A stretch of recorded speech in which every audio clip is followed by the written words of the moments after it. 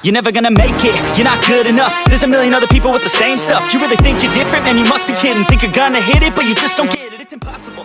Film ini menceritakan kehidupan dari seorang anak kecil yang bernama Ellie. Ia sekarang mengidap penyakit yang sangat langka, yakni tidak bisa bebas dengan dunia luar. Artinya bahwa Ellie akan mengalami kulitnya terbakar karena terpapar sinar matahari langsung atau udara kotor maupun air. Jadi kehidupan Ellie sekarang hanya memakai jas mirip astronot ketika keluar dari rumahnya, dan di dalam kamar pun Ellie harus dimasukkan ke dalam tenda plastik. Semua itu guna untuk menghindarkan Ellie dari debu-debu kotor atau semacamnya, dan agar tidak mengkontaminasi sesuatu yang telah ia pegang. Bahkan Ellie juga sering diejek oleh orang-orang ketika keluar dari rumahnya karena memakai jas astronot tersebut. Di suatu hari ketika Ellie ingin pergi, tiba-tiba Ellie diganggu dan ia pun terjatuh yang membuat jasnya sobek, sehingga Ellie merasa kepanasan. Tetapi di sini ibunya selalu bisa menenangkan Ellie. Ellie mempunyai ibu bernama Rose dan ayahnya bernama Paul. Suatu hari orang tuanya berniat untuk membawa Ellie ke suatu tempat untuk membawanya berobat. Jadi Ellie sudah dibawa ke rumah sakit, tapi hasilnya tidak ada yang bisa menyembuhkan penyakitnya. Sesuai dengan informasi yang mereka dapatkan bahwa ada tempat di mana itu akan bisa menyembuhkan penyakitnya, dan mereka pun akan pergi ke sana. Ternyata mereka ingin pergi ke suatu tempat di mana terlihat rumah tua sendirian. Namun rumah itu bukan sembarangan rumah.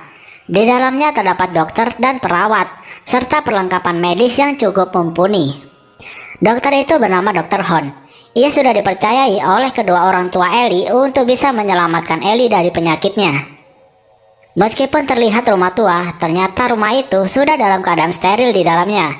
Bahkan Ellie dan orang tuanya harus memasuki pintu yang sudah dipasangi dengan air shower, guna untuk menghilangkan debu kotor atau semacamnya dari dunia luar. Karena di rumah tersebut bersih, Ellie sekarang sudah tidak lagi memakai jas. Bahkan sekarang ia sudah bisa mandi seperti sedia kala. Mulai dari masuk rumah tua itu, sebenarnya Ellie sudah merasakan keanehan dan ketakutan. Tapi semua itu hilang ketika ia sudah bebas melakukan apa saja tanpa takut penyakitnya kambuh. Di suatu malam, Ellie ketika hendak tidur, ia melihat ada seorang yang bernapas di jendelanya, sehingga membuat Ellie ketakutan dan pergi tidur bersama kedua orang tuanya. Dari kejadian ini, tidak ada yang percaya dengan Ellie dan menganggapnya bahwa itu semua adalah efek dari obatnya. Jadi dalam pengobatan Ellie, mereka melakukan 3 prosedur yang akan dilakukan untuk proses penyembuhannya. Dalam setiap melakukan prosedur penyembuhan Ellie, selalu dibawa ke ruang medis yang dimana orang tuanya tidak boleh ikut. Terlihat betapa sayang ibunya kepada Ellie, berbeda dengan ayahnya yang terlihat diam dan memikirkan sesuatu. Ibunya selalu menguatkan dan menenangkan Ellie di setiap Ellie merasakan ketakutan dan putus asa. Prosedur pertama pun dilakukan. Langkah awal diambil data mulai dari berat badan, tinggi, dan foto dari Ellie. Dr. Hon memulai prakteknya dan mengatakan kepada Ellie bahwa ia terkena sindrom autoimun, yakni ada gen yang telah rusak yang digunakan untuk memproduksi antibodi di sumsum tulang, dan akan dibangun lagi dengan mensuntikan cairan virus ke dalam tubuh Ellie. Namun di sini Dr. Hon terlihat bahwa telah mengambil sedikit daging dari Ellie. Entah apa maksudnya, tidak diketahui. Kemudian Ellie bertemu dengan seorang gadis bernama Haley. Haley bertempat tinggal tidak jauh dari rumah tua itu. Haley selalu mengunjung Ellie untuk menanyakan kabarnya.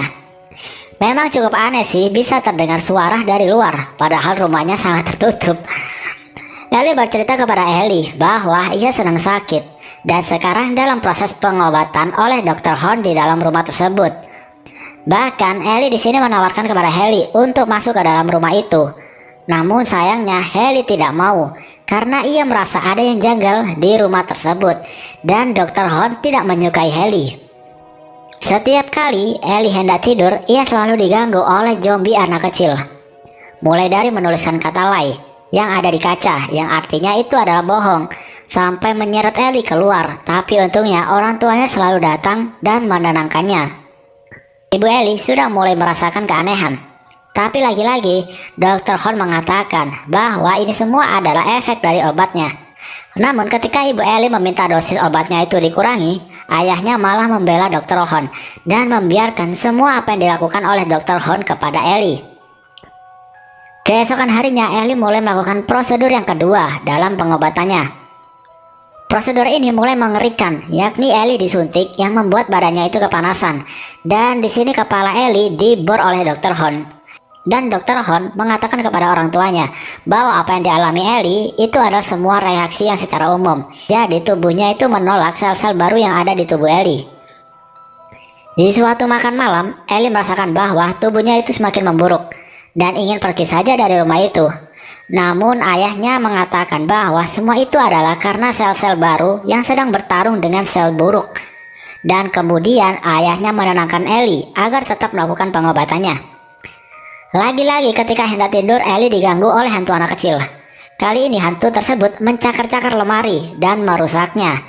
Namun tetap saja mereka menganggap bahwa semua itu adalah tindakan dari Ellie karena pengaruh obatnya. Dr. Horn pun mengatakan bahwa semua pasiennya tidak pernah melihat hantu sama sekali di rumah itu.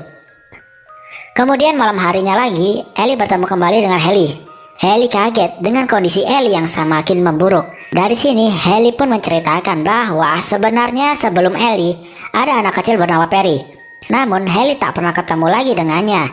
Setelah melakukan prosedur ketiganya dan bisa dipastikan bahwa Perry telah meninggal.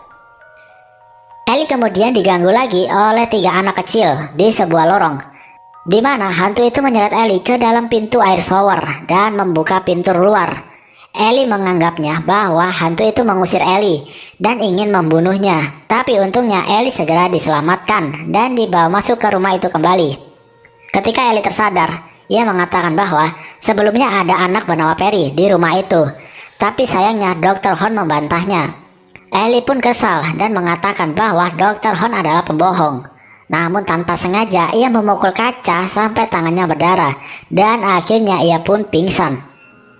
Kemudian Ellie mengetahui bahwa cakar-cakar di lemari tersebut bukan hanya bertuliskan kata lie, tetapi itu juga bisa diartikan sebagai kode, yaitu 317. Karena mengetahui hal tersebut, Ellie di malam harinya segera menyelinap ke ruang medis. Dan ternyata benar saja bahwa kode 317 adalah kode akses masuk ke ruangan medis.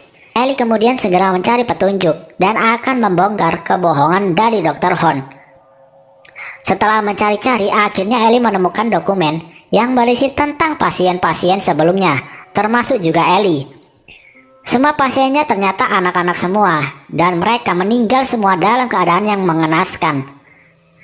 Tak lama kemudian Dr. Horn dan perawatnya terbangun karena suara berisik dari orang tua Ellie yang sedang bertengkar. Ternyata ayah Ellie menyembunyikan sesuatu bahwa sebenarnya Ellie tidak akan selamat dan Ellie akan mati di prosedur ketiganya. Karena di setiap prosedurnya tubuh Ellie selalu mengalami reaksi yang membahayakan tubuhnya. Mengetahui hal itu, ibunya Ellie langsung bergegas untuk meninggalkan rumah itu dan juga akan membawa Ellie pergi. Namun Dr. Horn kembali lagi menenangkan ibu Ellie bahwa semuanya akan baik-baik saja dan Ellie akan segera sembuh. Balik lagi ke Ellie. Ellie yang berlari ke kamar orang tuanya ternyata sudah tidak ada. Kemudian ayahnya datang dan menyuntikkan Ellie penenang. Meskipun Ellie mengatakan bahwa ia telah melihat dokumen pasien-pasien sebelumnya dan mereka telah meninggal semua, ayahnya tak menghiraukan hal itu. Bahkan Ellie yang memberitahukan tempat dokumen-dokumen tersebut ternyata sudah tidak ada lagi, yang kemungkinan sudah dipindahkan oleh perawat-perawatnya. Ellie pun langsung dibawa ke ruang medis untuk menjalani prosedur ketiganya. Tapi Ellie berhasil kabur. Ia berlari ke kamar Dr. Horn dan ia mengetahui bahwa Dr. Horn bukanlah seorang dokter, melainkan seorang suster. Kemudian ia menemukan ruang bawah tanah, tapi sayangnya ia malah dikurung oleh mereka, termasuk oleh orang tuanya juga di ruang bawah tanah tersebut. Sehingga Ellie pun jatuh pingsan karena merasa tidak bisa bernafas. Setelah bangun, Ellie kaget karena ternyata ia bisa bernapas dan tidak kepanasan, berada di tempat yang udaranya itu kotor. Karena khawatir, akhirnya ibunya kembali ke ruang bawah tanah untuk melihat Ellie. Ellie yang berpura-pura pingsan akhirnya berhasil mengelabui ibunya dan berhasil kabur. Di sini ibunya telah sadar bahwa yang dikatakan Ellie adalah benar, bahwa semua pasiennya telah mati semua. Ketika ibu Ellie melihat sumur yang berisi mayat-mayat, Ellie berusaha kabur dengan memecahkan kaca, tapi tidak bisa. Dan akhirnya Ellie ditangkap kembali dan akan dilakukan prosedur ketiganya.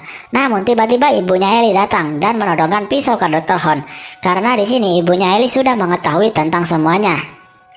Tapi ayahnya merebut pisau itu dan menyuruh Dr. Hon untuk melakukannya kembali. Ternyata di sini prosedur ketiganya adalah bukan medis, tetapi pengusiran iblis terhadap tubuh Ellie dengan membacakan mantra dan menyiramkan air suci.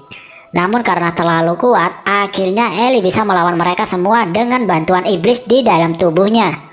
Karena Ellie sekarang lebih kuat lagi, ia bisa mengendalikan semua hanya dengan pikirannya saja. Ellie yang semakin marah akhirnya membunuh dokter dan perawatnya dengan dibakar hanya dengan pikirannya saja. Dan ayahnya yang ingin membunuh dengan menusuk Ellie akhirnya juga terbunuh dengan dihancurkan mukanya oleh Ellie. Oke, mungkin kalian masih bingung tentang semua ini. Oke, akan aku jelaskan. Jadi ternyata Ellie bukanlah anak dari Paul, melainkan Ellie adalah anak iblis. Ellie bukan terkena penyakit, melainkan karena ia adalah iblis makanya alergi dengan sinar matahari. Dan ibunya berbohong kepada Ellie bahwa ia terserang penyakit dan tidak boleh terkena udara dan debu kotor serta sinar matahari. Karena terlalu polos, Ellie menuruti semua perkataannya.